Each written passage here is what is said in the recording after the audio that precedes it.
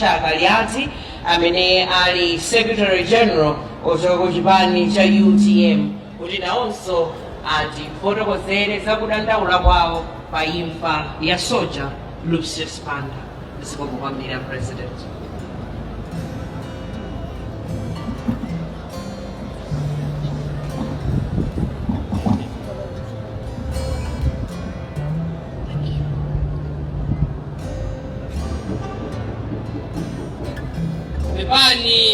Your Excellency, the State President of the Republic of Malawi, Dr. Lazarus Chakwera. Your Excellency, the First Lady of the Republic of Malawi, Madam Monica Chakwera. The Right Honorable Vice President of the Republic, Dr. Michael Osi. The former President of the Republic, Madam Grace Banda and Just Banda, retired. Nduna zonse zaboma HPC komanso akuluakulu onse azibali zosiyanasiyana mulipo mpano. Ndipepese maartist onse, ndipepese Your Grace Black Bishop George Tambala, mabishop onse, asemba onse, masisteri atu komanso mpingo onse. Pepani akubanja, pepani banja lonse la UTM. Pepani abali anthu akubalaka komanso dziko lonse la Malawi. Your Excellency, ine ndili zinthu zitatu zimene ndifuna ndiyankhule pano. Wani, kukupepesani, kupepesa mpingo, kupepesa banja la UTM, kupepesa banja la Lucius Banda, kupepesa Malawi yonse komanso kupepesa dziko, kuthokoza komanso kupempha. Kukupepesani Your Excellency, chifukwa nyengo zonse zimene mwakhala mukudusa.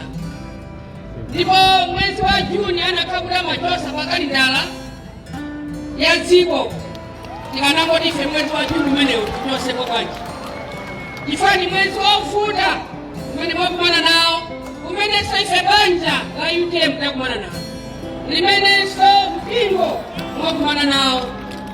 Pamene munanena kuti mourning period ikutha after 21 days, tinali chikhulupiriro chonse komanso powereka mawu ochokera ku Revelation chapter 21 verse yake ya 4 imene Mulungu amatisimikizira kuti adzapukula misozi yonse m'maso mwathu, komanso sikuzakhala imfa, kulira kapenanso chisoni ngakhale kumva kuwawa. Ife timangoti pamene mourning ikutha iyi Ambuye zoona. Sitinadziwenso kuti Juni yemweyi asanathe abweranso ndi zowawa zimene ife tikumana nawo, zimene inu mwakumana nawo, zimene mpingo mwakumana nawo, zimene dziko takumana nawo. Maartist athu tikuti pepani kwambiri, tikusimikizirika komanso tikulimbikitsika kuti Mulungu amatiyankhula ku 2 chapter chake cha 7 kuti maso ake amakhala openya nthawi zonse komanso makutu ake amakhala ochera nthawi zonse.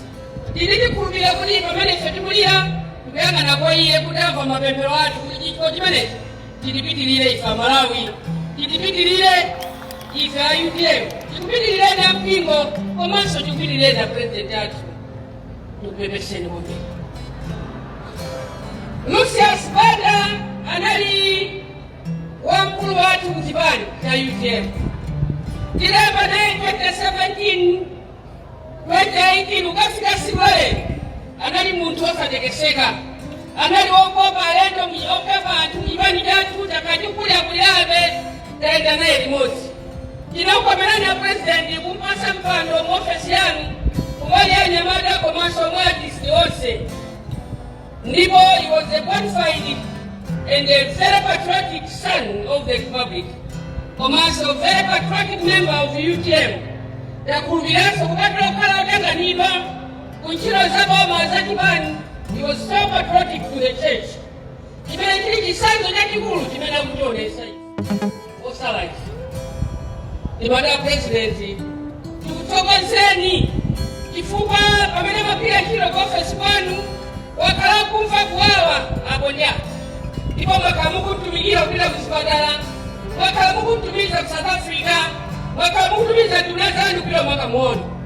Ndipo pasanafike siku limene amasanzira dziko la Malawi komanso dziko lapansi unatumizaso vice president nao sakulumba sana itane anabila ukamwona asane akuboya Malawi kuno komanso kalabu yankulana ndiye bale yake komanso isengani chibani inakatukutumiza publicity secretariat wajewala komanso wakambala kalabu ilo mwaka mwono ndili kulubiro kuti siku lina zabwera limodzi tizakhala nawo limodzi kupitirira kugwira ntchito yokopa anthu kuchipani cha UTM kuti chikulepe silinadziwe kuti siku la lero tizakhala tikumulirira m'bale wathu.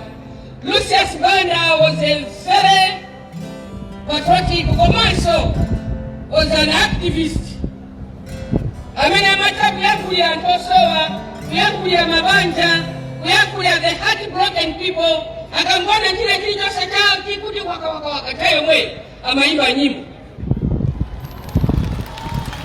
Lucius Banda timamfikira padali baso kunena kudaya ngati simubalaka chakuti sindibala kuyimba amangoti kuti mundifuna liti siku lomwe amabwera kuzachita entertain, kuzamemeza, kuzaphunzitsa komanso kuzalalikira. Amalalikira mtundu wa Malawi, amazilalikiraso iye mwini pozokuti moyo uswatu wake wa mwini wake Mulungu. Amalalikiraso tonse tikuthokozeni kwambiri ampingo munamuzi wa Lucius ifetsana mziwe mwantenga Lucius kutokera kubwana kwake mpaka na mwanzi wa utalenti imene anali nayo mpaka na mwantenga mpaka na pano simuna mudayeso yeso sana kuiwale. Tukuyamikireni kwambiri, tukuyamikireni through you, your grace. Ni mpingo wose wachikatolika malo ponse kuti you've been with us munyengo zonse zimene tadakumana nawo ngati akatolika komanso ngati a-UTM. Tidaluza president wathu komanso lero taluza mbale wathu akuluakulu okoko pamutisatira. Ife kuthokoza kwathu nkoperewera. Tikuthokozeni mayi Lucius Banda chifukwa ndinu mayi amene mwakhala limodzi ndi mwamuna wanu mpaka na siku limene akusazikana. Azimayi ambiri ndonso khala ndi chikondi ngati chimene muli nacho ndipo chimene munali nacho. Mwatiphunzitsa ife amayi amene tasala ena achamunathu akamutola pang'ono simene timanzembera ife timangobwera tsiku lomwalira wanthu timangosonyana kuti akazaonde awo akazalonda. Koma iniwo mwapirira naye mwakhala nayo nthawi zonse Mulungu yekha azikuthokozani. President kupatula kumutumikira Lucius Banda ali ku South Africa akudwala mwakhala nafe ngakhale programu yonse imene ili pano ili m'manja mwanu kupatula kuti ndi mmodzi na mawani olira kwamukuyenda nafe. Ife kuthokoza kwathu nkoperewera ndipo nkosakwanira. Timusire mwe wa mwambayo amene amadziwa zonse akachite nanu akakusogolera nakukutoze atitotoze isa UTM atotoze mpingo komanso dziko lonse komanso balaka. Lucius Banda anali bonafide wabalaka ino nkubada chitukuko. Mulendo wina aliyense kugwira ntchito mboma akabwera kuti mukachosa madisi awonse akamubwera ena pakalonjera. Tathokoza mwabwera kuno president akuti mani kuti tikule balaka. Akaonekana kuti sipakuchita bwino mwanya mukasonga khala usiku katuluka ntenti kakumane kwa DC. Tenti bonse apo, tenti mangezi. Zimene mwina ena sangakwanise kutero. We've lost. Taluza ife tatayika Lucius Banda tizakulirani nthawi zonse. Ndimada president kumapero kwa ndibweni ndikupemphera.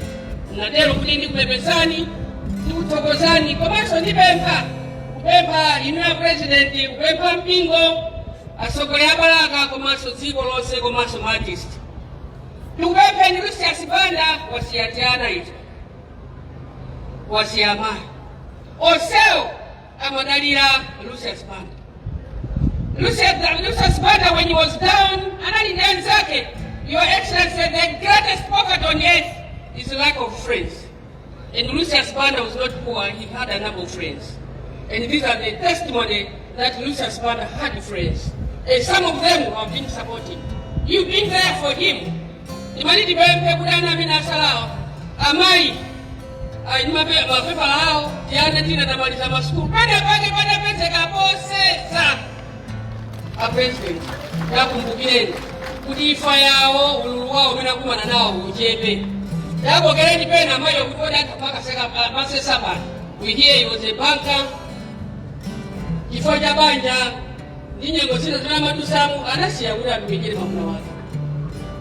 yakumbukire ndipena pake kasikana kamene kanyamadato pamene amanakutisa bakusa kuimba kumanati ayifena ife mupite ku sukulu ndiye mwina kuti ifa yasayone kululu kwambiri atapeza pena pake pomasesa mwina sicheperako kuti kamwana kenako kamalize mafunzo kuti ndakalibe ku sukulu jana tina tiwiri ito ndakalibe ku sukulu kudali ayindi bwana kuti mwakumbukira mmene munakumbukira pambo wawo muchita chimodzimodzi kuti nyengo zawo zipepukeke.